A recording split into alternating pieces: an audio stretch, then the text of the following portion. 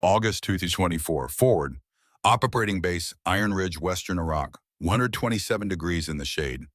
The kind of heat that makes men stupid. The dining facility at Faux Iron Ridge buzzed with the usual symphony of war.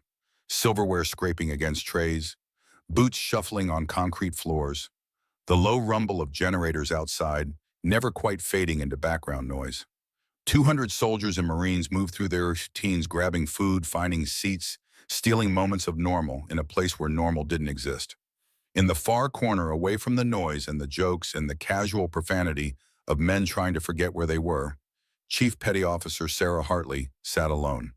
34 years old, small-framed, hair the color of autumn wheat tied back in a regulation bun so tight it could have been painted on.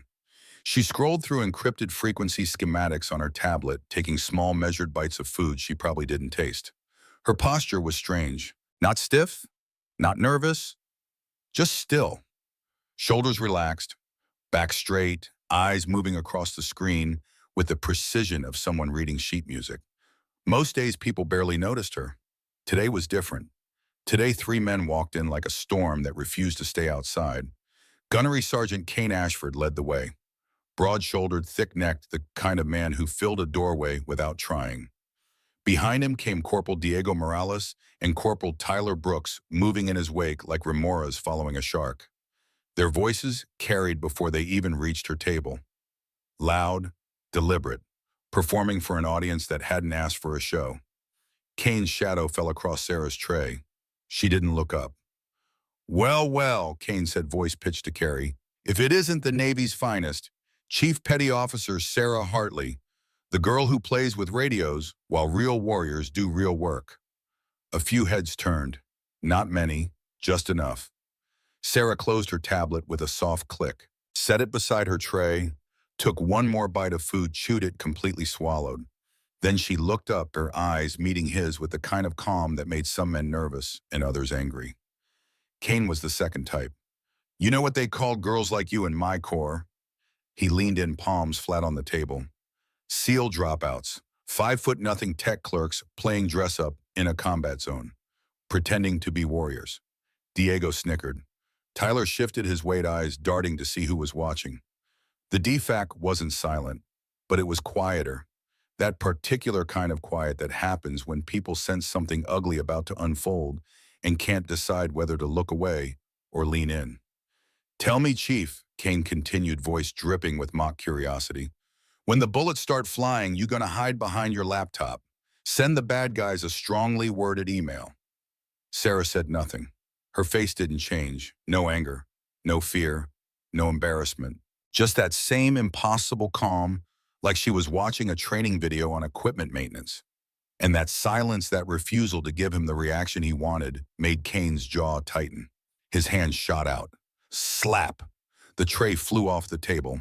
Food scattered across the concrete floor. The crash echoed through the dining facility like a gunshot. Everything stopped. 200 sets of eyes locked on the scene. Forks frozen halfway to mouths. Conversations dying mid-sentence. Even the mess hall workers behind the counter paused, spatulas dripping grease onto the griddle. Sarah Hartley stood up slowly, picked up her tablet, tucked it under her arm with the same careful precision she'd shown eating her food. She looked at Kane once, a look that lasted exactly 2 seconds, then stepped around him and walked toward the exit. Her boots made soft, even sounds on the floor. She didn't hurry, didn't storm out, didn't slam the door. She just left. Behind her, Kane turned to his audience with a grin spreading across his face, waiting for the laughter. The approval, the confirmation that he'd just put someone in their place. The laughter came, thin, uncertain. The kind of laughter that sounds more like a question than a statement. What Kane didn't see was the way some of those eyes weren't watching him anymore. They were watching the door where Sarah had disappeared, and in those eyes was something Kane wouldn't recognize until it was too late. The first crack in his own downfall. Before we go further, understand something about Forward Operating Base Iron Ridge. It was the kind of place the Army built when they needed a footprint in a location nobody wanted to be. Concrete barriers, rows of prefab housing units baking under a sun that seemed personally offended by the existence of shade. Guard towers at each corner manned by soldiers who spent 12 hours staring at desert and trying not to fall asleep. The whole base smelled like diesel fuel dust and the particular funk of too many people living too close together in a climate designed to make human beings miserable. Most of the personnel were Army, infantry, artillery, support units keeping the machine running. But scattered among them were specialists from other branches, Navy electronic warfare techs, Marine liaisons, Air Force controller teams, people who brought specific skills to specific problems. Chief Petty Officer Sarah Hartley was one of those specialists. Officially, she was there to integrate a new digital warfare package, the kind of system most people understood as the magic box that makes radios work. In reality, it was far more complicated. She was stitching together satellite links, subsurface drone relays, and ground units into one living network. Her work decided whether a convoy's call for help cut through clean or vanished into static, whether a patrol could call in air support or died waiting for a response that never came. She moved between server rooms and operations centers with the same calm tempo. Tablet pressed against her chest, steps measured and light. Her presence was easy to overlook, which was exactly the way she preferred it. But there were things about Sarah Hartley that didn't add up. The way she moved, for instance. She walked like someone who had spent years learning how to take up exactly as much space as she needed, and no more, no swagger, no hesitation, just impossible composure. When someone bumped into her in a crowded hallway, and in a place like Iron Ridge, everyone bumped into everyone, she didn't startle or snap. She shifted half a step, letting the impact slide past her instead of into her. Physics, not force. Her hands were steady when she typed, steady when she adjusted cables in equipment racks, steady when she held a mug of coffee at 3 in the morning while staring at a flickering spectrum display watching for patterns in the noise. The calm never left her face, not when alarms blared, not when frustrated officers barked questions at her, not when the radios themselves seemed to panic. To the infantry guys who rotated through the operations center, she was the quiet Navy tech girl who never raised her voice. To the younger soldiers, she looked like someone who should be working in an office stateside, not sharing a perimeter with artillery units and dust storms. Her size didn't help. 5'2" in boots, maybe 120 pounds soaking wet. The kind of frame that made men twice her size instinctively talk down to her as if volume could compensate for the fact that she knew things they didn't. Most of them filed her under support, not combat, a necessary function, not a warrior. They were wrong, but they had no way of knowing that yet. Sarah's quarters looked exactly like what you'd expect from someone who thought in clean lines and systems. A narrow bed, tightly made, one spare uniform folded on the shelf with hospital corners that could cut glass. Boots aligned heel to heel under the bunk. A small metal desk with a laptop, a notepad, and a single mug with the Navy anchor stenciled on the side. No posters, no clutter, no pile of snacks in the corner like the male soldiers kept. The walls were bare, but the order itself felt like a kind of decoration. Control made visible. On the desk under the notepad lay a sheet of paper filled with hand-drawn diagrams, frequency hopping patterns, fallback bands, contingency protocols for when atmospherics twisted transmissions into knots. She updated it at odd hours, pencil tapping, gently as she thought through worst-case scenarios. To anyone else, it looked like lines and numbers. To Sarah, it was a map of how to keep people alive when everything else fell apart. There were 3 things in that room that hinted her life had been anything else. The first was a faded photograph, corners worn soft from handling tucked into the frame of a small mirror. It showed a young girl, maybe 11 years old, standing next to a man who looked like he'd been carved from oak and leather. Desert camouflage, broad shoulders, a face that had seen too much sun and not enough sleep. The girl was grinning, gap-toothed and sunburned. The man had one massive hand resting on her shoulder. His expression caught somewhere between pride and something else, something deeper. Someone had written on the back, in faded pencil, Bull and Baby Ghost Kuwait, 1991. The second was a compass, not a modern digital GPS unit, an old-style mechanical compass with a brass case that had oxidized to green in places. Engraved on the back, almost worn smooth, Master Chief W. Reeves Buds, Class 142, 1987. The third was a paracord bracelet on the edge of her nightstand. Green and tan woven in a cobra weave pattern. The colors had faded from salt and time, the edges frayed in places where the strands had come loose. Someone had worn this bracelet through hell. Maybe multiple hells. Sarah never wore it. But she never packed it away either. If anyone looked closely at her left shoulder, they might notice a thin scar that disappeared under her uniform sleeve. It traced diagonally the kind of line drawn by fire or shrapnel when the body was turned just so. No one ever asked about it. If they had, she wouldn't have answered. Some files stayed closed. Her habits off shift matched the discipline she carried on duty. Before sunrise, when the sky over Iron Ridge was still bruised purple and the air cool enough to taste dust without choking on it, Sarah walked to the small indoor pool near the training complex. She always arrived with a towel slung over one shoulder, hair braided back, expression unreadable. The pool was mostly used for rehabilitation, physical therapy for soldiers recovering from injuries, heat exhaustion drills for units about to deploy to even worse places than this. But in the pre-dawn hours, it was empty except for one lifeguard on duty who had learned quickly that Sarah didn't come to float or splash around. She moved through the water in clean, silent lines, long, controlled strokes barely breaking the surface. Breath held far longer than seemed comfortable. Turns executed with clockwork precision at each wall. No splashing, no theatrics, just efficiency made visible. Sometimes she sank to the bottom and stayed there, knees folded, eyes open, motionless, except for the slow rise and fall of bubbles from her nose. 3 minutes. 4. When she came up, there was no gasp, no theatrical heave for air. Just one measured inhale, 2 blinks, then back to the wall for another length. It wasn't exercise, it was calibration. Rumors tried to fill in the blanks. Rumors always do on a base like Iron Ridge. They travel faster than any radio wave, mutating with each retelling until the truth becomes something else entirely. Someone swore they had heard her name mentioned by a SEAL on another deployment. Someone else claimed she'd once come off a helicopter with a team and never said a word about it. Came from the teams, one sergeant whispered in the smoke pit, pronouncing it the way you might say someone came from Mars, or from money, with a kind of reverent uncertainty. The thing about rumors is they need fuel to burn. Sarah gave them none. She never confirmed, never corrected. When a board specialist tried to pry, asking if she'd ever served with any SEALs, she just looked up from her tablet, blinked once and said, "I served where I was needed." Then she went back to her work. The conversation ended there, but the questions didn't. The days after the dining facility incident didn't explode. They eroded. On the surface, life at Iron Ridge went on as usual. Convoys rolled out through the gates at dawn, returning at dusk, covered in moon dust and diesel exhaust. Helicopters beat the air into submission over the landing zone.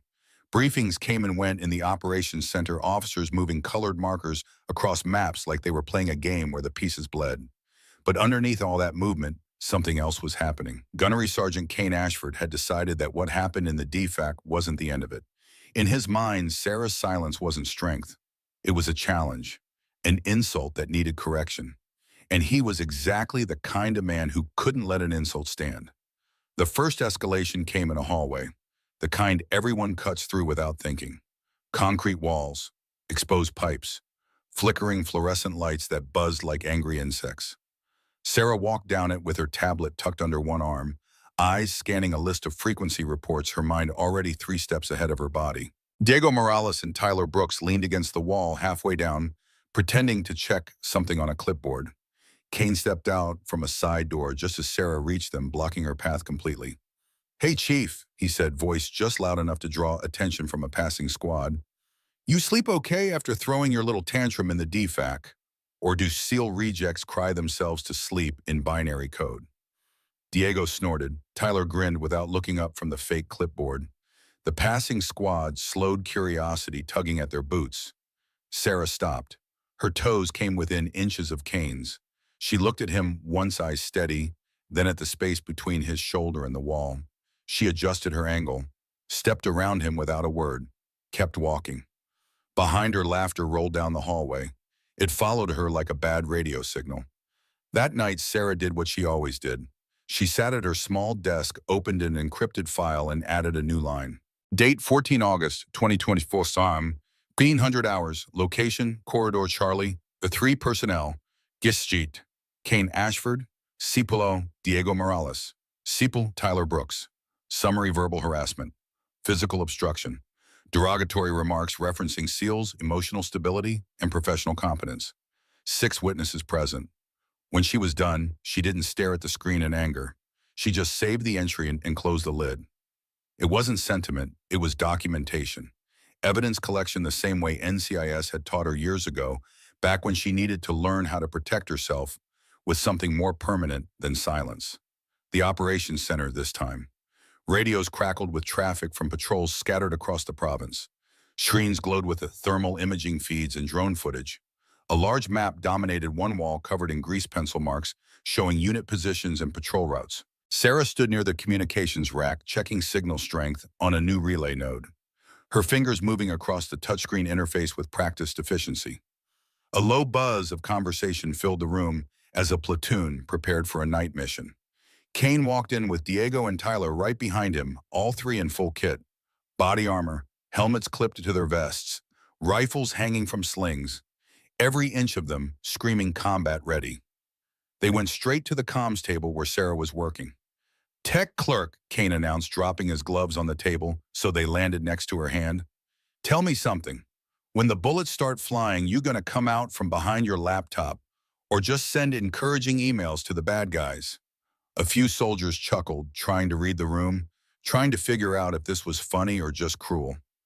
Sarah finished adjusting a dial, logged the change, then stepped half a pace back and turned to face him. Her expression didn't shift. "Your radios will be green for the duration of your mission," she said, her voice calm and professional. "If you experience any loss of signal, I'll pull it in on the band, and we'll correct it." Kane rolled his eyes dramatically, looking over at the others. "Hear that, half a soldier, half a software update?" He shook his head. "Better hope the enemy respects your code more than your courage." This time the laughter was thinner, not gone but edged with something else. A couple of the younger soldiers glanced at Sarah, then back at Kane as if trying to gauge whether this was funny or just ugly. Sarah didn't bother to answer. She went back to her terminal, typed in a few last entries, then moved on to the next console. Later in her file, she noted the encounter with the same clean precision. Date 17 August 2024, time 16:15 hours. Location Operations Center Building, 7 personnel, Gisai, Ashford, Seepwell, Morales, Seepwell Brooks. Summary: verbal harassment in professional setting. Derogatory remarks about technical proficiency and courage. Witnesses: 12+ military personnel. Her log grew line by line. No opinions, no adjectives, just facts. The kind of facts that would matter later. In the gym where Sarah did quiet core work and stretching in a corner, Diego walked by with a pair of buddies and said loudly, "Careful, fellas. That one probably has a whole kill count. In a video game somewhere." Tyler followed it with, "Yeah, man, virtual tour of duty. She's halfway to a medal." At the mailroom, when Sarah picked up a small package containing a new encryption module, Tyler stepped in front of her and said, "Ladies first," but didn't move. She stopped, waited, eyes on his face, didn't sidestep until he finally chuckled and shifted just enough for her to pass. On the surface, each incident looked small. A joke, a tease, a playful nudge running just under the line of formal misconduct. That was the danger. Alone, they were easy to shrug off. Together, they were a pattern, and Sarah Hartley saw patterns for a living. Where these encounters happen: hallway angles, camera placements, the way Kane liked to position himself with a wall at his back and his men to either side, turning his body into both a physical block and a stage. During a late-night shift in the signals bay, she pulled up the base's internal camera layout on her screen, ostensibly to investigate interference patterns around the motor pool. While adjusting bandwidth allocations, she mapped out the blind spots. Corners where coverage overlapped poorly, corridors where cameras had been moved for maintenance and never fully corrected. She didn't move her eyebrows, didn't mutter to herself, didn't react in any way that would draw notice if someone walked in. She just noted them, logged them mentally, stored them next to times and locations of past incidents. She didn't avoid those places. That would have been another form of surrender. Instead, she began accounting for them, like weather, like terrain, things you couldn't control but could prepare for. On day one in the defect, laughter came easily. People at nearby tables had chuckled, not because they hated Sarah, but because it seemed like the safe choice. Kane was loud, confident, wearing the aura of someone who had done hard things in hard places. Sarah was quiet, small, alone. It felt easy to side with the louder one, even passively. But silence carries weight when it's repeated. The more Sarah refused to bite back, the more that weight built up. She didn't give them an outburst to mock, didn't offer tears or anger they could wave away as too sensitive. There was only calm, only the image of a Navy chief absorbing each push without bending. In the hallway outside the armory, when Kane called her a SEAL reject within earshot of two supply sergeants, their laughter died faster. One of them looked away, suddenly busy with a clipboard that didn't require that much reading.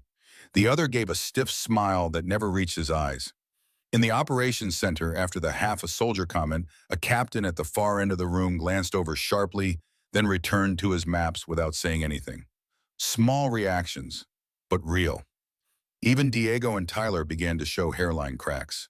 There were moments after some jokes when Diego's grin slipped for half a heartbeat, as if he wasn't entirely comfortable with the direction this had taken. Tyler, who never seemed fully sure of himself to begin with, started looking over his shoulder after they walked away from her, like he expected someone to call them back and ask questions. Kane, on the other hand, only dug deeper. Her calm felt like defiance to him. He was the kind of man who needed reactions to feel powerful. Without them, his dominance felt incomplete. Every time Sarah walked away without a word, it added fuel to a fire he didn't know how to put out. He started timing his encounters to maximize attention. Right after shift changes, in doorways where traffic flowed heavy, near the coffee urn in the operations center where everyone eventually passed by. If he could turn the base itself into an audience, maybe her silence would finally crack under the weight of all those eyes. It never did. Kane spotted her and raised his voice without missing a beat in his story. "Ask the chief here," he said, pointing at her. "She knows all about pretending to be something she's not. Top-tier SEAL one day, tech clerk the next. Must be nice having the system protect your feelings, huh?" Diego gave a thin laugh. Tyler chuckled a little too loudly. A couple of mechanics looked from Kane to Sarah and then back again. The silence that followed his words didn't feel like agreement. It felt heavy, uneasy. Sarah paused just long enough to acknowledge that all of them were there. Her gaze swept once across the group, steady and unhurried. Then she kept walking, footsteps measured, shoulders relaxed. That night, another entry went into her encrypted log. Date 21 August 2024, time 18:45 hours. Location, Motorpool Northside, personnel, Guisariot, Ashford, Cipulo, Morales, Cipool, Brooks. 4 additional witnesses. Summary, public verbal harassment. Remarks about pretending to be something she's not. Implication of fraudulent service for a record. From the outside, it looked like she was simply noting harassment. Inside, something else was forming. A line of code running deeper into the system. The jokes no longer seemed harmless. They had stretched too long, pushed too hard, that all aimed in one direction while the target refused to break. Conversations started up after Sarah left rooms.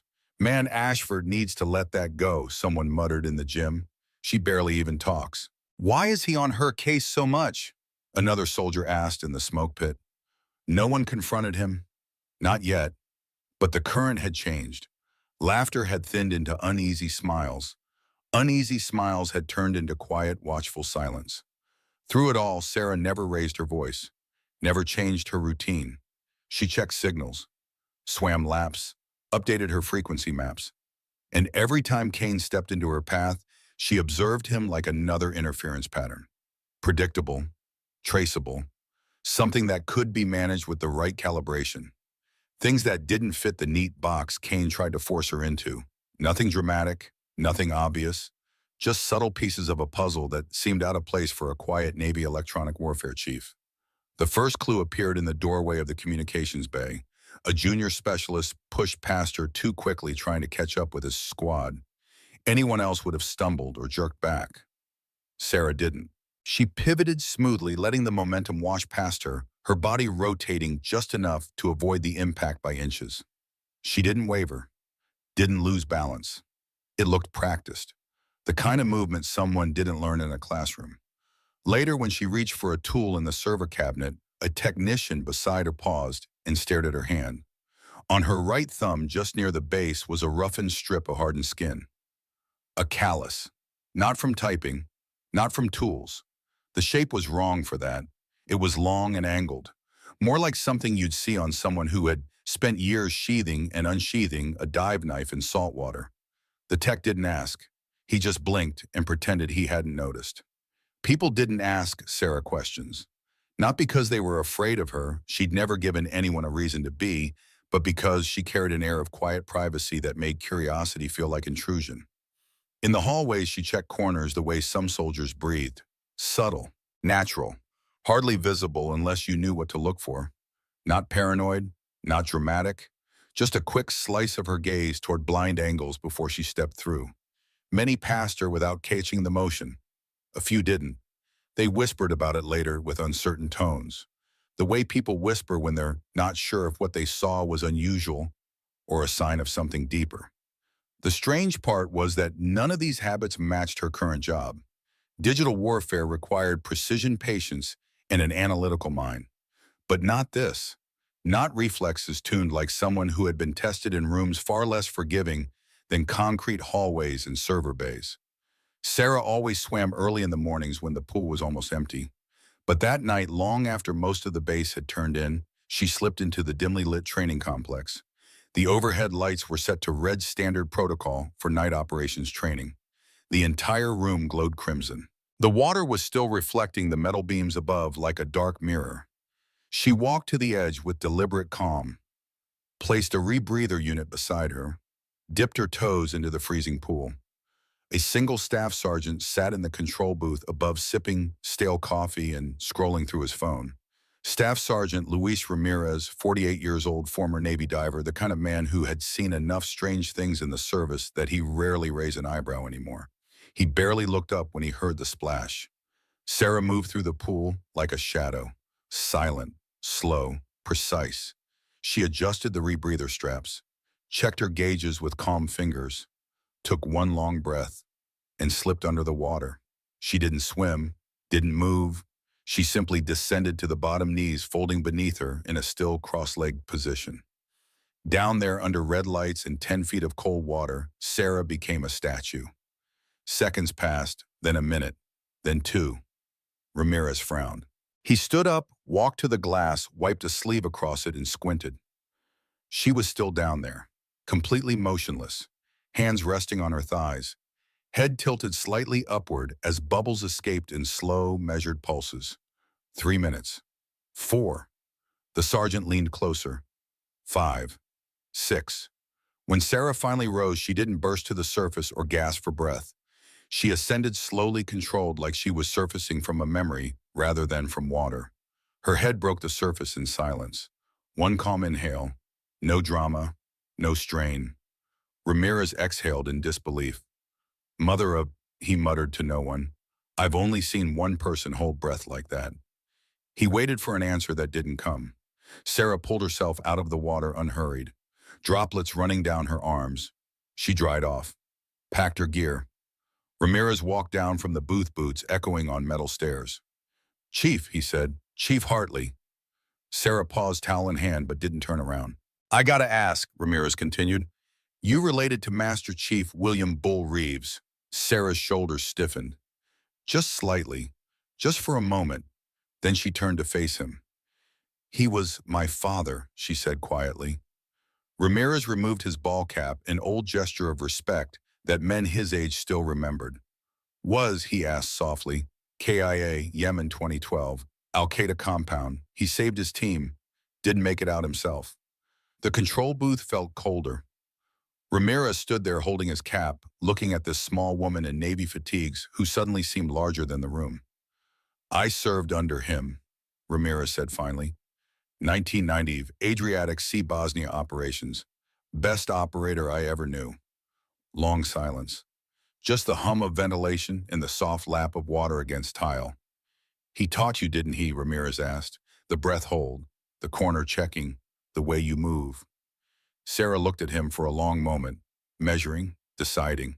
Every day, she said, until I turned 18 and left for Buds. Ramirez's eyes widened slightly.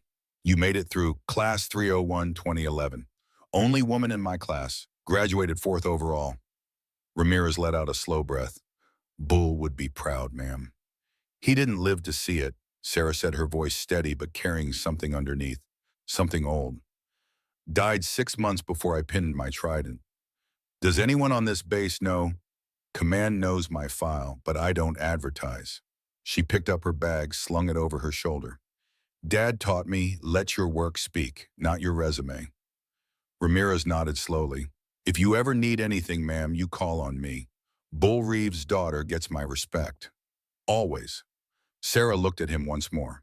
Not a smile, but something close. Acknowledgement. Then she left the pool, deck footsteps fading into the night. Ramirez stood there alone, staring at the water. He thought he'd keep her secret. He was wrong. Within 48 hours, the whole base would know, because Colonel Sam Grant was about to arrive. Attention on deck. Colonel Samuel Grant, United States Marine Corps incoming base commander. All personnel to formation in 15 minutes. Sarah was in the signals bay when the announcement came. She looked up from her screen, face unreadable, then saved her work and closed the laptop. 15 minutes later, the entire base stood in formation on the parade ground. 400 personnel in neat ranks boots, aligned eyes forward. A UH-60 Blackhawk helicopter descended through the heat shimmer rotors, beating the dust into submission. It touched down with the kind of precision that suggested the pilot had done this 1,000 times before. The door opened. Colonel Samuel Grant stepped out. 59 years old, scarred. Lean in the way men get when they've spent decades choosing discipline over comfort. His uniform was immaculate, pressed sharp enough to cut. Ribbons covered his chest, Desert Storm, Iraq, Afghanistan, a Navy Cross among them, second only to the Medal of Honor. But it was his face that told the real story. Weathered, hard, the kind of face that had made difficult decisions and lived with them. He walked across the tarmac, returning salutes with crisp efficiency. Commander Jack Hayes, the outgoing acting commander, met him halfway. Sir, welcome to Iron Ridge. Commander Grant replied, voice like gravel. Brief me. They walked toward the command building, Hayes speaking in low tones. Sarah, standing in formation with the other Navy personnel, couldn't hear the words, but she watched the way Grant carried himself. Spine straight, head up, eyes scanning the base with the kind of attention that missed nothing. Somewhere in the back of her mind, a memory stirred. A photograph. A man in desert camo teaching a young lieutenant how to survive Hell Week. The same careful, controlled movements. The same impossible calm. Supply lines, patrol schedules, current threats, the usual litany of problems that made a forward operating base function. Then Hayes hesitated. Sir, there's one other matter, a personnel issue. Grant looked at him. Go on. We have a harassment case involving one of our Navy chiefs. Name Chief Petty Officer Sarah Hartley, electronic warfare specialist. Grant stopped walking. Hartley, he repeated slowly. Yes, sir. Is there a problem? What's her father's name? Hayes pulled up a file on his tablet. Shows here he's deceased. Master Chief William Reeves, SEAL Team 3. Sir, did you know him? Grant stared at the name on the screen. He was my instructor, Grant said quietly. Buds, 1987. Best man I ever served under. He looked out the window toward the parade ground where the formation was dismissing soldiers, breaking ranks, and heading back to their duties. Where is she? Grant asked. Signals Bay, Building 4. Grant nodded once. I'll find her. He walked out before Hayes could ask another question. She turned. Colonel Grant stood in the doorway alone, silhouetted against the bright sunlight outside. For 30 seconds, he just watched her. The way she sat, spine straight, shoulders relaxed. The way her hands rested on the keyboard, not typing, just waiting. The way her eyes tracked to him, assessed and returned to neutral. He saw Bull Reeves in every movement. Permission to enter, Chief, Grant asked. Sarah stood immediately. Sir, you're the base commander. You don't need... She stopped, saw his face, really saw it. The Navy Cross, the class ring on his finger worn smooth by decades. Bud's Class 142. The same number engraved on the compass in her quarters. You move like your father, Grant said quietly. Sarah's expression flickered, just for a moment. Then the calm returned. You knew him, sir. Grant stepped into the room. Lieutenant Junior Grade Sam Grant, Bud's Class 187. He was my Hell Week instructor. Taught me how to drown without dying. He paused. Last time I saw Bull Reeves was 2011 Coronado. He showed me a photo of his daughter. Said she was about to start Bud S. Said she was tougher than half his SEAL team. Sarah's jaw tightened slightly. He told me about a lieutenant who learned to become the ocean. Said you go far.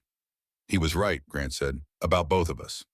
They stood there, two people connected by a ghost neither could quite let go of. Chief, Grant continued, Commander Hayes tells me you're having trouble with some Marines. I can handle it, sir. I'm sure you can. Bull's daughter wouldn't be here if she couldn't. He stepped closer. But here's the thing about handling it versus ending it. Sarah waited. Your father taught me that control isn't just physical, it's systemic. You control the battlefield by controlling the information. I've been documenting everything, sir. Grant pulled out a business card, wrote something on the back, handed it to her. My personal cell. When things escalate and they will, you call me. Not as base commander, as Bull Reeves' student. Sarah looked at the card. Sir, I'm not doing this for you, Chief. I'm doing it for him. Grant's voice carried the weight of old promises. He saved my life in the Adriatic in '94. I owe him. And since he's not here to see you succeed, I will. He turned to leave. Sir, Sarah said. Grant stopped. Thank you. He nodded once, then walked out into the sunlight. Sarah stared at the card in her hand. On the back in neat handwriting, call any time. You are not alone, Grant. She tucked it into her pocket. Somewhere 8,000 miles away, in a military cemetery in San Diego, a man who had taught two generations of warriors how to survive lay beneath a simple headstone. Master Chief William Bull Reeves, 1965, 2012. The calm in every storm. His legacy had just found its voice, and Kane Ashford's world was about to collapse. Midnight. Kane Ashford's quarters. The room was dark except for the pale glow of a desk lamp throwing shadows against bare walls. Kane sat on the edge of his bunk, still dressed, elbows on his knees, staring at nothing. He couldn't sleep. Hadn't been sleeping right for weeks, maybe months, maybe years if he was being honest, which he wasn't. On his desk, barely visible in the dim light, sat a photograph in a cheap frame. Kane at 29 standing on a beach in Coronado, California. Hair buzzed short, eyes bright with something that looked like hope. Behind him, other men in brown shirts and green helmets. Bud's candidates. Class 318. Week 3 of training, before everything fell apart. Kane picked up the photo, turned it over in his hands. The glass was smudged with fingerprints. He'd looked at this picture too many times, always searching for something he could never find. Some answer to a question he couldn't quite form. Why her? Why did Chief Sarah Hartley get to be everything he couldn't? She was small, quiet, unremarkable on the surface, and yet she walked through that base with the kind of calm that came from somewhere deep, somewhere he'd never been able to reach. It made his skin crawl, made his chest tight, made him want to break something just to prove he still could. The photograph slipped from his fingers, landing face down on the desk with a soft click. Kane stood, paced, 3 steps to the wall, turn, 3 steps back. The room was too small. Everything was too small. The base, the mission, his own skin. He stopped at the window, looking out over the darkened compound. Somewhere out there, Sarah Hartley was probably asleep, or working, or doing whatever it was she did in those quiet hours when normal people gave into exhaustion. And he hated her for it, not because of anything she'd done, but because she represented every failure he'd ever buried. Coronado, California, February 2015. The water was cold enough to stop thought. That was the point. Hell Week wasn't designed to test your body. Any idiot could suffer. The ocean wanted to know if you could suffer and still function. Still think, still lead. Kane Ashford, 29 years old, treading water in the surf zone at 0300 hours, was failing that test. Around him, other candidates bobbed in the waves, arms linked, trying to preserve body heat. The instructors stood on the beach with bullhorns and spotlights, occasionally shouting encouragement that sounded more like threats. You cold gentlemen, good. The enemy doesn't care if you're comfortable. The ocean doesn't care if you're tired. Your swim buddy doesn't care about your excuses. He only cares if you quit. Kane's teeth chattered so hard he thought they might crack. His arms felt like they belonged to someone else. Every wave that rolled over his head felt like it was trying to hold him under, trying to make him understand that he didn't belong here. A corpsman waded into the water thermometer in hand, checking core temperatures. He reached Kane, stuck the device under his arm, waited, frowned. Ashford out of the water. Now. No, Kane said through numb lips. I'm fine. Your core temp is 94 degrees. You're hypothermic. Out. I can do this. Two instructors grabbed him, dragged him out of the surf. He fought them, or tried to, but his body wouldn't respond properly. His legs buckled.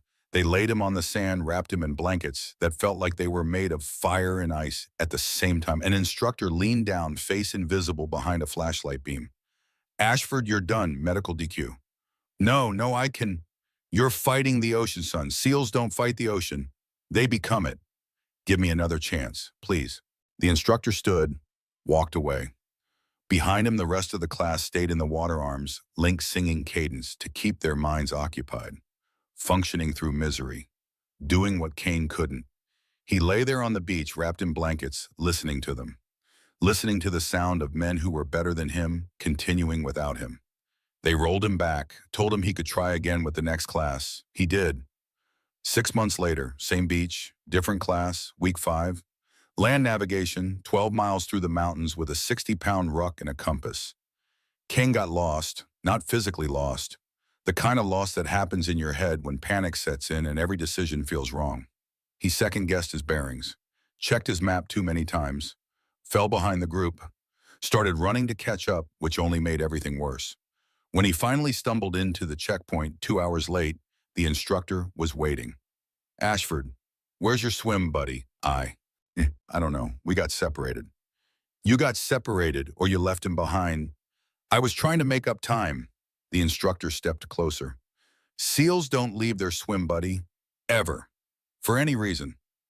I know you're loud when you should be quiet, aggressive when you should be controlled. You want this so bad you can't see straight. The instructor shook his head. We can't use you. Please, I can learn. I can fix it. You already had your second chance, Ashford. There's no third. They dropped him the next day. Force Recon Marines accepted him 3 months later. A good unit, a respected unit, but not SEALs, never SEALs. Kabul, Afghanistan, August 20, Abbey Gate, evacuation operations. Chaos made visible. Kane's squad was pulling security at the entrance, trying to process thousands of desperate Afghan civilians while watching for threats. The crowd pressed against the barriers, shouting, crying, waving papers. The bomber came at 1750 hours. One moment, Kane was checking IDs. The next, the world turned white and red and screaming. 13 American service members killed, 18 wounded, hundreds of Afghan civilians dead or dying. Kane survived. 3 Marines from his squad didn't. He attended their funerals, stood at attention in his dress blues, listened to taps played over flag-draped coffins, watched their families cry, and felt nothing but the cold certainty that he'd survived while better men died. The VA counselor tried to help. Kane, you're experiencing survivor's guilt layered on top of deep-seated inadequacy trauma from your bud's failures. This is a treatable condition. Kane stood up, walked out, didn't go back. Present day, Iron Ridge, 0100 hours. Kane sat at his desk, that old photograph face down, and understood something he didn't want to admit. Chief Sarah Hartley hadn't taken anything from him. She was just a mirror, and he hated what he saw reflected there. A man who wanted to be a warrior but couldn't control himself enough to become one. A man who survived when others died. A man so desperate to prove his worth that he'd resorted to tearing down someone who actually had it. The thought made him angrier. Not at himself. That would require a kind of honesty he wasn't ready for. At her. For existing. For being proof that the system hadn't failed him. He'd failed it. Kane stood, looked at himself in the small mirror above his sink. I'll break her, he whispered to his reflection. She'll crack. Everyone does. His reflection stared back hollow-eyed and unconvinced. But Kane had never been good at listening to warnings. The next morning, Sarah reviewed her options. She sat in the signals bay at 600 hours, the base still mostly asleep, and pulled up the camera layout she'd been studying for days. Her fingers traced paths through the digital map, marking blind spots, calculating timing. Kane's pattern was clear now. Escalating. Predictable in its unpredictability. He was working himself up to something physical. The shove would come, the grab, the moment where harassment crossed into assault. She could feel it approaching like weather. Most people would avoid the confrontation, call it in, let the system handle it. But Sarah had learned something from her father that most people never understood. Sometimes you had to let the enemy commit. Sometimes the best defense was controlled offense. She marked one particular corridor on the map. Maintenance wing north side. Poor lighting. Camera coverage that had been temporarily disrupted for 3 months during electrical work. The kind of place where things could happen without witnesses. The kind of place Kane would feel safe. Her father's voice echoed in her memory, teaching a much younger version of herself how to survive. Baby ghost, you listening? Good. Here's what they don't teach you in any manual. Sometimes you can't avoid the ambush. The enemy's coming whether you like it or not. So what do? Young Sarah, maybe 12 years old, sitting cross-legged on a gym mat. Runded Bull Reeves, shaking his head. No, you set the ambush. You pick the ground, you control the timing, you make them think they're hunting you when really you're hunting them. Sarah closed the map, saved her work. She knew where it would happen. Now she just needed the right tools. Commander Hayes' office. 0730 hours. Sarah stood at attention in front of the commander's desk. Hayes looked tired, the kind of tired that comes from too many problems and not enough solutions. Chief Hartley, what can I do for you? Sir, I need to requisition a body camera for personal use. Hayes leaned back in his chair. This about the harassment situation. Yes, sir. I've been reviewing your documentation. He tapped a folder on his desk. Your encrypted logs. They're comprehensive. Sir, I learned evidence collection procedures from NCIS. After my father died in Yemen, there were questions. Friendly fire allegations. They investigated for 6 months before clearing his name. She paused. They taught me how to protect myself with documentation. Hayes studied her for a long moment. You think Ashford's going to escalate? I think it's a statistical probability, sir. And you want video evidence? Yes, sir. For when this goes to JAG, I want it to be airtight. Hayes opened a drawer, pulled out a small device about the size of a shirt button. Personal safety camera, clips under your uniform, 30-hour battery, records to encrypted cloud storage. He handed it to her. Chief, I can assign you protective detail, pull you off night shifts, put you in quarters closer to command. That won't be necessary, sir. You're confident you can handle this. My father taught me that confidence without preparation is arrogance. I'm prepared, sir. Hayes nodded slowly. Bull Reeves trained you well. Every day of my life, sir. She saluted. He returned it. She left with the camera in her pocket. That night, Sarah made herself visible. She worked her normal shift in the signals bay until 2200 hours, packed up her equipment with the same careful routine. Then instead of taking her usual route back to quarters through the well-lit main corridors, she took the long way, through the maintenance wing, where the cameras didn't reach. The corridor was narrow, metal walls that echoed footsteps, overhead lighting that flickered every few seconds, casting moving shadows. The air smelled like machine oil and dust. Sarah walked at her normal pace, tablet under one arm, the body camera hidden under her blouse activated 10 minutes ago. A small vibration had confirmed a recording engaged. Every word from this point forward would be documented, every movement captured. She reached the halfway point of the corridor. Behind her, the soft scrape of boots on concrete. Ahead, more boots, multiple sets. Sarah didn't speed up, didn't slow down. She just exhaled slowly through her nose, the way her father had taught her before every operation, and kept walking. 3 shapes stepped out from the shadows at the far end. Kane Ashford at center, Diego Morales to the left, Tyler Brooks to the right. A sloppy triangle formation. Not tactical, just crowding. Sarah stopped exactly where she wanted to, just short of Kane's reach, but close enough to draw the next move. Close enough for the camera to capture everything. Well, look who's out past curfew, Kane said, his voice stretching into mock friendliness. Chief Hartley, the ghost of the comms bay. Diego grinned, but it didn't reach his eyes. Maybe she's lost. You need an escort, Chief. Tyler chuckled nervously, his gaze darting to the walls as if expecting someone else to appear. Sarah said nothing. Her face remained calm, neutral. Recording. We were just talking, Kane continued, stepping forward, blocking the path with his shoulder, about how you keep walking off like you're too good to speak to us. Bit rude, don't you think? Sarah's eyes lifted to meet his. Steady, unreadable. It's late, she said quietly. Let me pass. Kane laughed, low, controlled. Oh, we'll let you pass. Just want a quick chat first. Man, too, his eyes flicked down her frame with a smirk. Well, you know, Diego snickered. Tyler's grin faltered. None of them noticed Sarah's fingers make a small, barely perceptible motion, brushing the seam under her blouse where the camera was clipped. A soft vibration answered. Timestamp updated. Audio enhanced. Everything captured. That's better, Kane said, stepping in until the wall was at Sarah's back. See, Chief, you've been a little too quiet. Makes a guy wonder what you're hiding. Sarah didn't answer. He leaned closer. Or who? Before he finished the last word, his hand shot forward. Not to grab. Kane wasn't stupid enough to leave marks that obvious. To shove. Hard.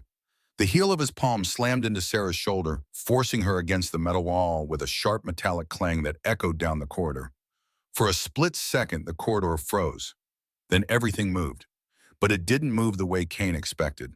Sarah let the impact travel through her body, not resisting, absorbing it, turning linear force into rotational momentum using a principle her father had drilled into her 1,000 times. Kuzushi, off-balancing. Let their strength become their weakness. As Kane's weight carried forward expecting resistance that never came, Sarah pivoted on the ball of her foot, 45 degrees. His center of gravity vanished. Her hand caught his wrist fingers, finding the narrow gap between radius and ulna bones, applying pressure to the nerve cluster that ran between them. Not strength, just anatomy. Nikyo, the second teaching. Control the wrist, control the body. Kane's face snapped from confidence to surprise in the space between heartbeats. His balance disappeared. The wall he thought was behind Sarah was suddenly beside him, and he was falling toward it, controlled by a grip he couldn't break. Diego reacted exactly the way Sarah had predicted. He lunged in from the side, trying to grab her arm, trying to free Kane while the element of surprise still existed. Sarah stepped out of the line of attack. 6 inches, minimal movement, maximum efficiency. Tai Sabaki, body displacement, be where the attack isn't. Her free hand shot up, 2 fingers extended. She struck the notch high on Diego's shoulder where the brachial plexus originated, the nerve cluster that controlled his entire arm. C5 and C6 nerve roots. Knowledge passed down from a Korean War Marine combatives instructor to Bull Reeves in 1982. From Bull Reeves to Sam Grant in 1991. From Bull Reeves to his daughter through childhood. A secret written in bodies instead of books. Diego's arm went dead, not injured, not damaged, just offline. The signals from his brain couldn't reach his muscles anymore. What? Diego gasped, stumbling back. What the? Tyler panicked. There was no finesse in his movement, no training, just panic. He rushed forward, trying to restrain Kane's arm from Sarah's grasp, trying to stop whatever was happening that his brain couldn't quite process. Sarah didn't give him the chance.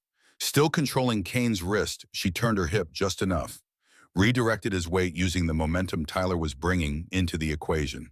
Physics, force, direction. Kane's staggered legs tangling. The motion sent him crashing sideways into Tyler, who wasn't ready for 220 pounds of Force Recon Marine to slam into him at speed. Both men hit the ground hard. The impact echoed. Tyler's head bounced off concrete. Kane's knee cracked against the wall. The entire sequence lasted 9 seconds. A blur of angles, balance, and leverage applied with surgical precision. No punches thrown, no screams, no wasted movement. Just physics made visible. Diego clutched his dead arm, eyes wide with shock and fear. Tyler groaned under Kane's weight, dazed.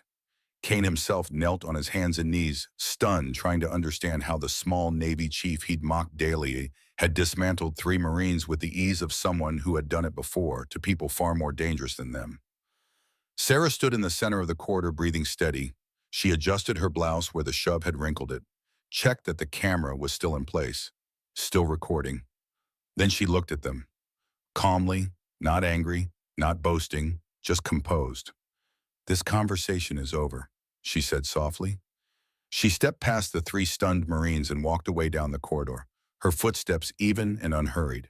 The sound fading into the distance, like a ghost returning to wherever ghosts lived when they weren't haunting the guilty. Behind her, Kane stayed kneeling, his pride cracked clean through. Diego tried to lift his lifeless arm, panic setting in as the nerve damage slowly began to reverse. Tyler rubbed the side of his head, dazed, wondering what had just happened and whether anyone would believe him when he tried to explain it. They didn't shout after her, didn't threaten, didn't laugh. They just watched her walk away, their understanding of her and of themselves shifting like metal under heat. By sunrise, whispers drifted across Iron Ridge. Not loud, not certain, just shards of questions passed between soldiers standing in line for coffee mechanics replacing tires, medics prepping their kits. Did you hear what happened in the maintenance wing? 3 recon guys, 3. She didn't even raise her voice. What is she, What did she used to be? No one had answers. But everyone knew this Chief Sarah Hartley was no longer the quiet tech girl in the corner. She was something else. Something the base had never taken the time to see until it was too late. 0630 hours, Commander Hayes' office. Hayes looked up from his desk to find Colonel Grant standing in his doorway, face grim. Sir, we need to talk.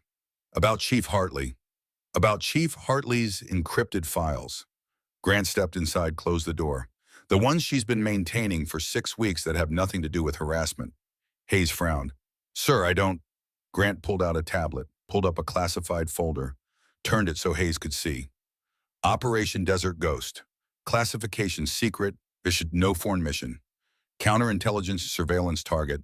Abu Samir Cell 12 farm operatives. Location Village 80 Okolum, northwest of FO Iron Ridge. Threat assessment, VBIE attack planned against base timeline. TAC. Windows 7296 hours, primary operator, CPOS. Hartley Hayes stared at the screen. She's been running a counter-intel op for 6 weeks. JSOC approved it 3 weeks ago. She submitted the OPORT herself. They're waiting for final target package before authorizing kinetic action. Why wasn't I informed? Because it was need to know and you didn't need to know until now. Grant's voice was hard. But here's the problem, Commander. Gunnery Sergeant Ashford's harassment, it's been drawing attention to her, making her visible. The insurgents have noticed. He swiped to another file, an intercepted communication translated from Arabic. Intercept number 47, 19 August 2024, 14:30 hours. The American woman, the small one with the computers. She is alone much now. The large men do not protect her. Perhaps she is the weakness. Hayes felt his blood go cold. They're targeting her. Because Ashford made her a target. His personal vendetta is jeopardizing an active operation. Does she know about the intercept? She's the one who intercepted it. Part of her mission is monitoring their communications. Hayes sat back in his chair. Christ. She's been dealing with harassment while running an op. Bull Reeves' daughter, Grant said quietly. Multitasking under pressure was the family business. Signals Bay, 0700 hours. Sarah was at her console when Grant entered. She turned and saw his expression and stood. Sir, Chief, why didn't you tell me Ashford's harassment was interfering with your mission? Sarah's jaw tightened slightly. Because I could handle both, sir. That's not the point. Grant stepped closer. Bull Reeves would have told his CO if a teammate was compromising the op. The mention of her father's name cut through her composure. Just for a moment. Just long enough for Grant to see the person underneath the operator.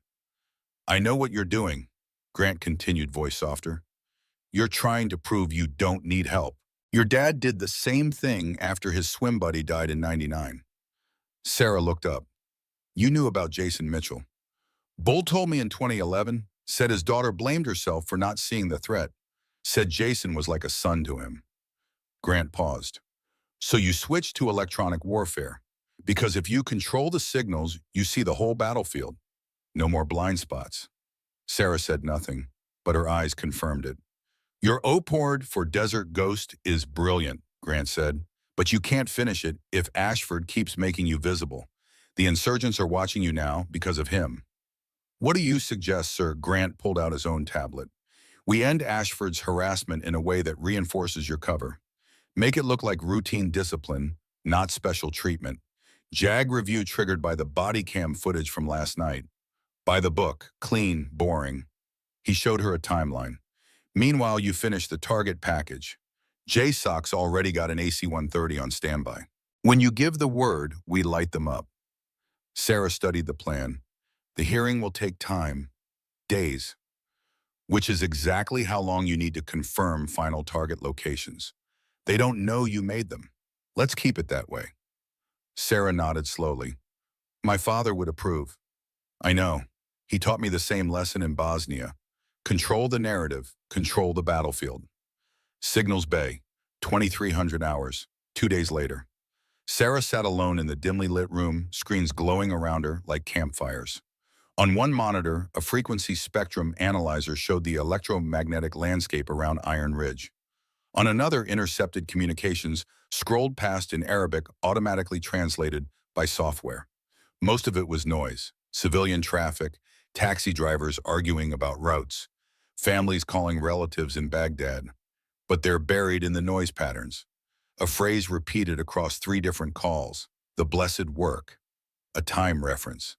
When the sun reaches its peak, a location marker, where the shepherds gather. Sarah's fingers flew across the keyboard, cross-referencing, correlating, building a picture from fragments. The insurgent cell was moving, consolidating, preparing for something. She pulled up satellite imagery, marked the likely gathering point. 12 thermal signatures in a compound that should have been abandoned. Target confirmed. She picked up her secure phone, dialed a number she'd been given 3 weeks ago. 2 rings. JSOC operations. This is Desert Ghost Actual. Target package is complete, requesting strike authorization. A pause. Keyboard sounds in the background. Standby Desert Ghost. Authorization granted. CAS package inbound. Estimated time on station 6 hours. Standby for authentication. Sarah entered her codes, confirmed the target coordinates, triple-checked everything because in this business, there were no second chances. Authentication confirmed. Reaper 2-1 is your bird. You'll have direct comms when they're on station. Copy. Desert Ghost standing by. She hung up, sat back in her chair. Somewhere 8 kilometers northwest, 12 men planning to kill Americans went about their evening unaware that a woman they dismissed as the small one with computers had mapped their entire network and painted a target on their backs. Sarah allowed herself one small smile. Her father had always said patience hunted better than aggression. He'd been right. Kane's holding cell. 0300 hours. Kane couldn't sleep. Again. The cell was small, concrete walls, metal bunk, a toilet. Nothing else. He'd been placed here after the body cam footage reached JAG. Pending investigation, pending hearing, pending whatever came next. Through the small window, he could see a sliver of the base. Guard towers, the operations center with its lights burning through the night. Somewhere in there, Sarah Hartley was probably working, doing whatever it was she did in the signals bay while he sat in a cell because he'd been too stupid to control himself. He heard boots outside, multiple sets, running, then alarms. Not the regular alarm, the one that meant incoming threat. Kane pressed his face against the window, watched soldiers pour out of buildings racing to defensive positions, watched the operations center light up like Christmas, every window glowing. He wanted to help, wanted to be out there doing something useful instead of locked up like a criminal. But he'd locked himself here, with his own pride, his own inadequacy, his own inability to see that tearing someone else down never built you up. Outside the base, prepared for an attack that would never come, because Sarah Hartley was already stopping it, and Kane could only watch useless as the woman he'd tried to break saved everyone he'd sworn to protect. Operations Center, 0305 hours. The room buzzed with controlled chaos. Officers huddled around displays. Radio operators relayed information from patrols. Grant stood at the center watching everything with the calm of a man who'd been through worse. Sarah sat at her console headset on fingers moving across controls. On the main screen, thermal imagery from an AC-130 gunship circling 8 kilometers away. Reaper 2-1 Ghost Actual. Sarah said into her headset voice steady. Target building marked. Thermal confirms 12 individuals, no civilians in compound. Ghost Actual Reaper 2-1 has eyes on. Count 12 military-age males, multiple weapons visible. Engaging. The gunship's 105mm howitzer spoke. On the screen, white blooms of thermal death. 3 rounds. Precisely placed. The compound disappeared in fire and dust. Ghost Actual Reaper. Target destroyed. BDA shows 12 EKIA. 0 civilian casualties. Secondary explosions consistent with weapons cache. Reaper Ghost Actual. Good hits. RTB when ready. Sarah removed her headset, let out a breath she'd been holding for 6 weeks. The operations center erupted in applause. Grant walked over. "Chief, your father would be proud." Sarah looked up at him. "He'd say I took too long to close the net." Grant laughed. Actual laughter. The sound foreign in a place like this. "That's Bull Reeves, all right. Always demanding better." He looked at the screen where the target had been. "You just saved 200 lives without firing a shot. That's not combat, Chief. That's something higher." Sarah said nothing, just nodded once. Outside, the alarm stopped. The base stood down. Soldiers returned to their bunks, unaware how close they'd come to disaster. Unaware that the quiet Navy chief they'd overlooked had been hunting in the shadows while they slept. 3 days later, just before dawn, Sarah sat in her quarters looking at the photograph of her father and her younger self. Bull and Baby Ghost Kuwait, 1991. She touched the glass gently. "I got them home, Dad," she whispered. "The base, the op, even Ashford in a way. Just like you taught me, just like Jason taught me." She opened her desk drawer, pulled out the old compass, the paracord bracelet. Tomorrow was the hearing. Tomorrow Kane Ashford would face justice. But tonight, Sarah Hartley sat alone with the ghosts who taught her everything that mattered. How to breathe underwater, how to stay calm in chaos, how to protect people who didn't even know they needed protecting. The sun rose over Iron Ridge, painting the desert gold and red. And in Building 4, a ghost prepared to become visible. The command conference room at 1400 hours felt like a courtroom built from silence and dark wood. Paneled walls absorbed sound instead of reflecting it. A long table stretched through the center, papers, stacked in neat piles, nameplates lined in precise rows. The American flag hung behind the head chair, motionless in air-conditioned stillness. Overhead lights cast everything in stark clarity. No shadows to hide in here. Colonel Samuel Grant occupied the head chair like it had been carved specifically for him.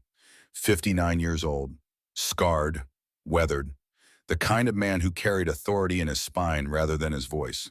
His uniform was perfect. Every ribbon aligned, every crease sharp enough to draw blood. His eyes moved across the room with the measured attention of someone who missed nothing. On one side of the table sat Kane Ashford, Diego Morales, and Tyler Brooks, all 3 in press service uniforms, butter bars polished, hair regulation. They looked like men trying very hard to appear wronged, calm, and in control, Kane especially. He wore the expression of someone convinced he could talk his way out of anything. His jaw was set, his shoulders square, but his eyes betrayed him. They moved too much, checking exits, measuring distances, looking for advantage where none existed.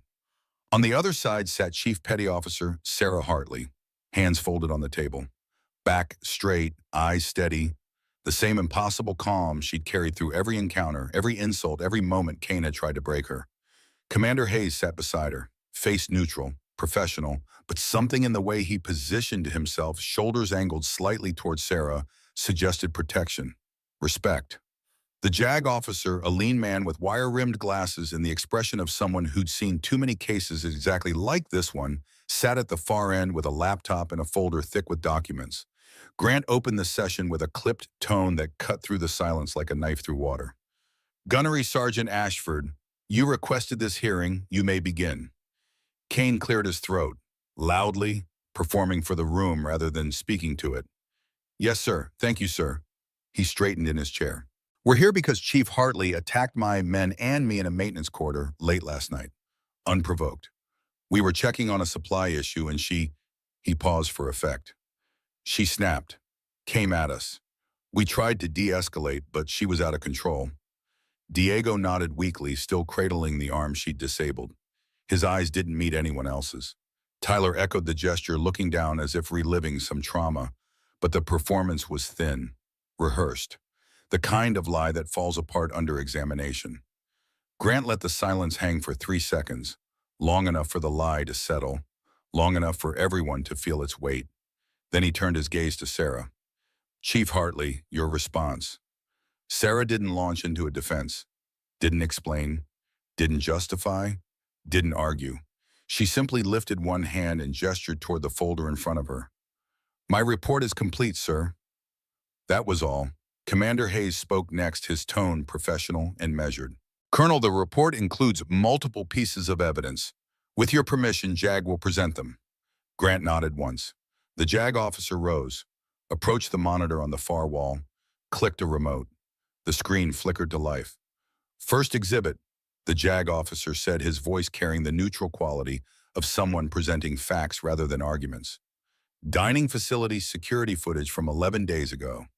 The video played, the defect, midday crowd, Sarah sitting alone working on her tablet, Kane approaching with Diego and Tyler in tow, their voices carrying, loud, deliberate, the insults, SEAL dropout, 5'0" tech clerk, playing dress up, then Kane's hand shooting out, the tray flying off the table, food scattering across concrete, the entire room frozen. 200 eyes watching, and Sarah standing up, calm, collected, walking out without a word, not even the scrape of her chair betraying emotion. The video ended. The conference room held its breath. Diego shifted uncomfortably in his seat.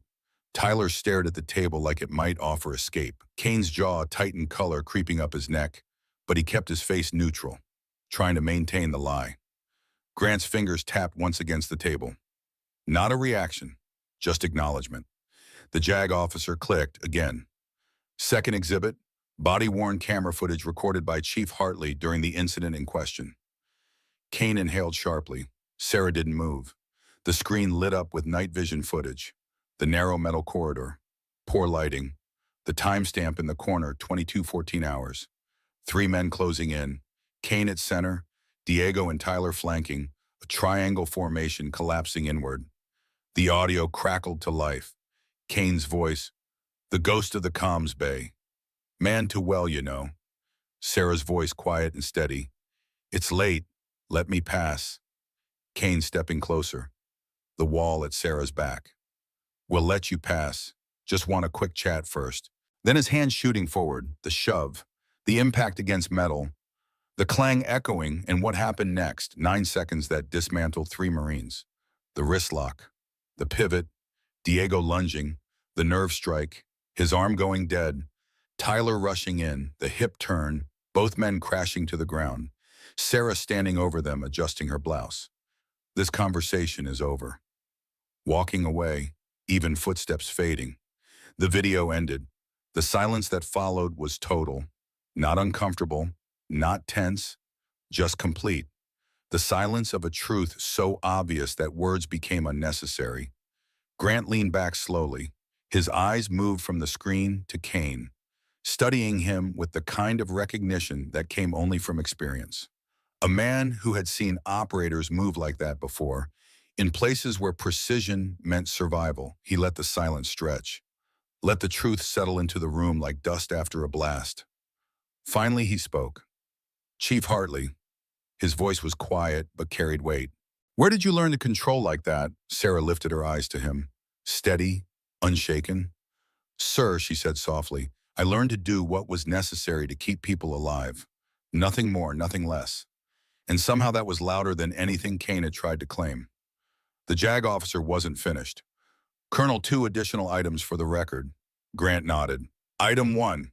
Psychological evaluation of Gunnery Sergeant Ashford conducted 6 months ago at the recommendation of his commanding officer following behavioral concerns. Kane's face drained of color. The JAG officer read from the document, his voice clinical and precise. Subject shows signs of unresolved inadequacy trauma stemming from 2 failed buddies' attempts in 2015 and 2017. Exhibits projection behaviors toward high-performing personnel, particularly female service members. Demonstrates difficulty with emotional regulation and impulse control. Recommendation: mandatory counseling for post-traumatic stress disorder related to Kabul withdrawal, August 2021. Patient declined treatment. Grant's eyes locked onto Kane. Sergeant, you declined mental health treatment. Kane's voice came out smaller than before. Sir, I thought I could handle it. You couldn't, Grant said, each word measured. And you made Chief Hartley pay for your demons. The room felt colder. Diego finally spoke up, his voice cracking slightly. Sir, permission to speak. Grant nodded. Diego looked at Sarah for the first time since the hearing began. Really looked at her. Chief Hartley never insulted us back. Not once. She just took it. We were wrong, sir. His voice steadied. I was wrong. Tyler's voice followed quieter. Me too, sir. Kane stayed silent. Broken. The JAG officer cleared his throat. Item 2, Colonel, for context. He pulled up another document. Intercepted enemy communications from 19 August. Translation from Arabic. The text appeared on screen. Intercept number 47, 14:30 hours. The American woman, the small one with the computers. She is alone much now. The large men do not protect her. Perhaps she is the weakness. Commander Hayes leaned forward. The insurgents were targeting Chief Hartley because the harassment made her visible. Because Ashford made her a target. Grant's expression hardened. Sergeant Ashford, do you understand what you've done? Your personal vendetta didn't just compromise discipline. It jeopardized an active counterintelligence operation and painted a target on one of our most valuable assets. Kane's last defense crumbled. He slumped slightly in his chair. Grant addressed Sarah again. Chief, I served with SEALs in Ramadi 2006. I know how they move, how they breathe, how they check corners. He paused. You were one of them, weren't you? The room held its breath. Sarah stood, calm. Yes, sir, I was. Gasps rippled through the room, soft, surprised. Kane's head snapped up. Sarah continued, her voice steady and clear. SEAL Team 7, 2011 to 2019. Assault Element, Helmand, Province, Iraq, Syria. She touched her left shoulder where the scar lay hidden beneath her uniform. In August 2019, I lost my swim buddy, Petty Officer Jason Mitchell, during a hostage rescue operation. IED blast. He saved my life. Took the hit meant for me. Her voice carried no tears, no wavering, just the weight of memory made visible. After I recovered, I had a choice. Stay with the teams or do something different. Kane's voice came out bitter and small. You failed out. Couldn't handle it. Sarah looked at him directly, not with anger, not with contempt, just with the kind of clarity that cuts deeper than any blade. No, Sergeant, I chose to leave. Silence. SEALs break down doors. Electronic warfare operators see through walls. After losing Jason, I realized I had a gift. Pattern recognition, signals analysis, the ability to see threats in noise. She paused. I chose to save lives before shots were fired. I chose precision over power, intelligence over aggression. Her eyes never left Kane's. Jason taught me something before he died. He said the strongest warriors know when not to fight. My father taught me the same thing. Master Chief Bull Reeves believed that competence has no size requirement. Only discipline does. Grant nodded slowly, understanding passing between them. The understanding of people who'd both learned from the same teacher. Sarah's voice grew stronger. You see SEAL as a title, Sergeant. I see it as a responsibility. One I still carry every single day. She looked around the room. I never pretended to be something I'm not. I became what was needed. There's a difference. The conference room felt larger somehow, as if the truth had expanded the walls. Grant stood.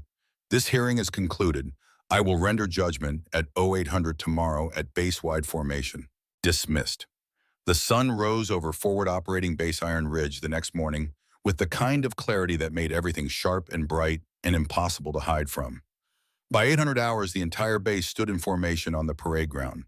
400 personnel in neat ranks, boots aligned, eyes forward. The kind of formation that happened when something important was about to occur. Sarah stood near the rear of the Navy detachment, hands folded behind her back, eyes straight ahead. Her uniform was crisp, her posture calm. If she felt anything, tension or dread or anticipation, none of it touched her face. At exactly 0800, Colonel Grant marched onto the platform. The field snapped to attention.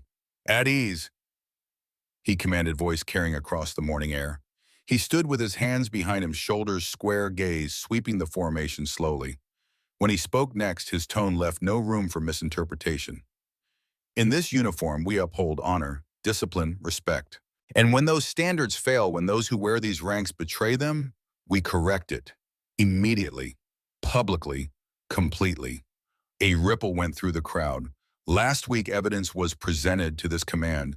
Evidence of misconduct, harassment, abuse of authority, and a deliberate attempt to conceal the truth by 3 Marines on this base. Eyes shifted toward Kane, Diego, and Tyler, who stood rigidly in the front row of their formation. All 3 were pale. Kane kept his jaw clenched so tight the muscle twitched beneath his skin. Grant continued. "Effective immediately, Gunnery Sergeant Kane Ashford is reduced in rank to corporal. Corporal Diego Morales and Corporal Tyler Brooks are reduced to Lance Corporal. All 3 will forfeit pay and are reassigned away from leadership roles pending review." Gasps whispered through the formation. Quick, sharp, stunned. This wasn't a slap on the wrist. This was a professional freefall. None of the 3 moved. "And now," Grant said, his tone shifting into something quieter, deeper, "we address the final piece." He turned his head slightly. Chief Petty Officer Sarah Hartley front and center. Sarah stepped forward from her detachment, one measured pace after another, shoulders steady, chin level. She moved through the corridor of 400 uniforms like calm water cutting through stone. She reached the front of the formation and stopped exactly 2 paces from Colonel Grant. She rendered a crisp salute. Grant returned it with equal precision. Then he faced her fully, his voice echoing across hundreds of listening service members. "Chief Hartley, on behalf of this base, this command, and your father, Master Chief William Bull Reeves, I offer a formal apology for the misconduct committed against you." The parade ground held its breath. You showed restraint when others showed aggression, professionalism when others chose arrogance, strength when others displayed weakness. Silence wrapped around the field like a physical thing. Grant turned to Kane. Corporal Ashford front and center. Kane said, "Stand forward." Shoulders stiff, hands rigid at his sides. The humiliation radiated off him like heat, but he kept his eyes forward. Grant's next words carved the moment into history. "Corporal, you will salute Chief Hartley." For half a second, Kane didn't move. Not out of defiance, out of the crushing weight of what that order meant. A man who had mocked Sarah, belittled her, pushed her, and tried to break her, was now required to show her the respect he once denied. The tension crackled across the parade ground. Then slowly, very slowly, Kane's right hand rose. His fingers aligned. His palm cut the air. He executed a perfect salute. Sharp, controlled, but hollowed out by the humiliation burning behind his eyes. A salute he never imagined giving to the woman he once called worthless. Sarah looked at him, not with triumph, not with vengeance, just quiet acknowledgement. She lifted her hand and returned the salute with the same calm precision she carried through every part of her life. In that moment, 400 service members understood something Kane never had. You cannot measure a warrior by volume size or swagger. Only by discipline, only by character, only by truth. When Sarah lowered her hand, the silence that followed was profound. A silence made not of tension, but of respect. Grant turned back to the formation. Let this stand as a reminder. Strength is not loud, respect is not optional, and quiet warriors walk among us every day. He paused. Master Chief Bull Reeves taught me in 1991 during Desert Storm that the ocean doesn't shout. It just drowns those who fight it. His eyes found Sarah. Chief Hartley is her father's daughter. Remember that. No one moved. No one spoke. They just watched the small Navy chief standing at the front of the parade ground, the morning sun catching the edge of her uniform, no longer unseen, no longer underestimated, but still calm, still humble, still Sarah Hartley. 3 months passed. The desert cooled as autumn crept toward winter. Operations continued. Patrols went out and came back. The base turned over personnel. New faces replaced old ones. Life at Iron Ridge moved forward the way military bases always do. Sarah returned to her work in the signals bay, monitoring frequencies, intercepting communications, building pictures from fragments, the quiet war that happened in the spaces between bullets. Kane Ashford worked in the supply warehouse now. Corporal rank, non-combat duties, stacking crates, managing inventory. The kind of work that gave a man too much time to think. He'd started going to therapy, twice a week, mandatory at first, then something else, something he needed. The therapist was patient, kind. Asked the questions Kane didn't want to answer. Why did Chief Hartley threaten you? She didn't. Then why did you target her? Long silence. Because she was everything I couldn't be. Go on. Small, quiet, and she made it. Made SEAL, did things I only dreamed about, and she walked around that base like it was nothing, like it didn't matter. Did it bother you that she didn't brag? Kane looked at his hands. Yeah, because I would have. I would have made damn sure everyone knew. And she didn't. No, she just existed, did her job, kept her head down. That sounds like discipline. It was, is. Kane's voice cracked slightly. Everything I wasn't. The sessions continued, week after week. Slowly something shifted inside him. Not forgiveness, not yet, but understanding. The beginning of it. A Thursday afternoon. The supply yard. Kane was checking manifests when he heard voices. Young, uncertain. The particular tone of someone being cornered. He looked up. Two grunts corporals both had a young lance corporal backed against a storage container. The kid was small, maybe 19, red hair, freckles, looked like he'd blow away in a strong wind. You're too small for infantry, Brennan, one of the corporals was saying. Should have joined the Air Force. Let them carry your gear for you. The other laughed. Yeah, maybe you can be a desk jockey. Type real fast, impress the officers. Lance Corporal Tommy Brennan just stood there taking it, his face red but his mouth shut. Kane watched, saw himself, saw Sarah standing in the DFAC while he knocked her tray to the ground, saw the cycle repeating because cycles always repeat unless someone breaks them. He walked over. You two, back off. The corporals turned. Ashford were just, I said back off, aw. Something in his voice made them reconsider. They exchanged glances, shrugged, walked away muttering. Tommy stood there breathing hard, not sure what just happened. Thank you, Corporal. Kane studied the kid, saw the same thing bullies always saw. Easy target, different, vulnerable. What's your name, Martinez? I mean Brennan, sir. Lance Corporal Tommy Brennan. Kane nodded. You remind me of someone, Brennan. Someone who taught me that size doesn't matter. Chill does. He looked across the yard and saw Sarah walking between buildings, tablet under her arm, moving with that same calm efficiency. An idea formed. Brennan, you got any interest in electronic warfare? Tommy blinked. Sir, DNC. Come with me. Signals Bay. 1600 hours. Kane stood in the doorway with Tommy beside him. Sarah looked up from her console, saw Kane, and her expression became carefully neutral. Corporal. Chief, Kane stepped inside. Got a minute. What do you need? Kane gestured to Tommy. This is Lance Corporal Brennan. He's been having some trouble with guys in his unit, getting harassed for being small. Sarah's eyes moved to Tommy, assessing, understanding. He reminds me, Kane continued, a voice quiet, of how I saw you, wrongly. The room felt smaller. I was wondering if you might teach him what you do. The signals work, the analysis, give him a skill that doesn't require size. Sarah looked at Kane for a long moment, measuring, deciding whether this was genuine or another game. She saw something in his face that hadn't been there 3 months ago. Honesty, humility, the beginning of healing. Lance Corporal, she said, turning to Tommy, why do you want to learn this? Tommy straightened. Ma'am, because you saved 200 lives without firing a shot. My dad always said the smartest soldiers live longest. I want to learn that. Sarah almost smiled. Almost. Sit down, Brennan. Tommy sat. Sarah turned to Kane. They looked at each other. Old enemies, new understanding. Thank you, Kane said quietly, for being stronger than I was. Get help, Corporal, Sarah replied, not unkindly. Break the cycle. My father always said every warrior falls, but only the brave ones get back up. Kane nodded. Something passed between them. Not friendship, not forgiveness, but respect. Finally, he left. Sarah turned to Tommy. First lesson, Tell me, why do we fight? Tommy thought about it. To win? Sarah shook her head. No, we fight to protect, to get our people home.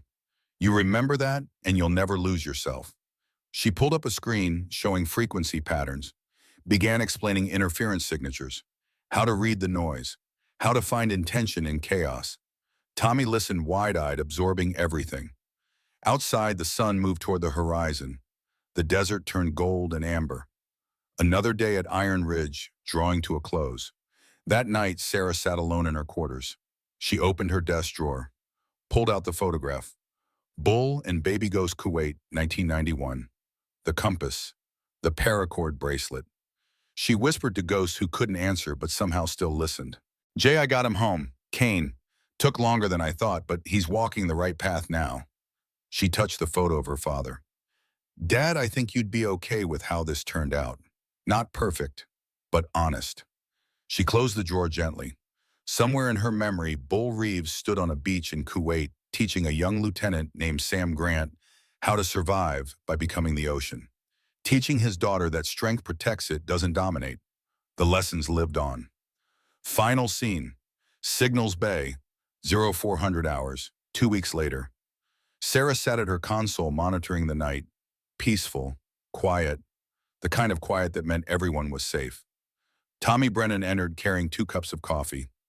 Chief thought you might need this. Sarah accepted the cup. You're here early. Couldn't sleep. Kept thinking about the harmonic signatures you showed me yesterday. Wanted to practice. Sarah nodded toward the console beside her. Pull up the spectrum analyzer. Show me what you see. Tommy sat, worked the controls, pointed to patterns on the screen. That's civilian traffic. That's military encrypted. And that's something else. Different modulation. Good. What do you do? Flag it, cross-reference, determine if it's threat or noise. Correct. They worked in comfortable silence for a while.